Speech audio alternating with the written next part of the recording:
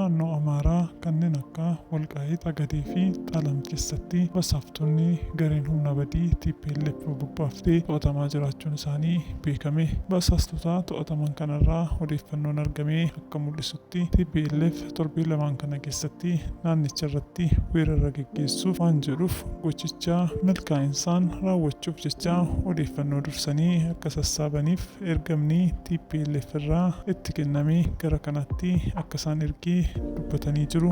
Odeeffannoo dabalataan ajajaan garee hidhattoota TPLF armii 44 kan ta'e Jeneraal Gabre Yohaannis Abaatee guyyaa goototaa kabajuuf osoo inni gara Haawusantii imalaa jiru Jeneraal Migbaay Shiratti xaxuun daandii irratti akka isaan ajjeesaniif namoota irratti qindeessee eegsisuun akka ajjeesaniif yaalii taasisus lubbuun hafuu danda'ee jira.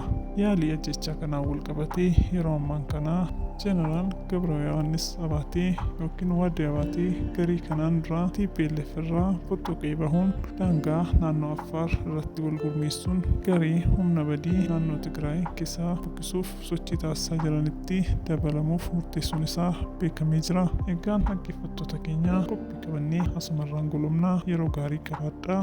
Galatooma.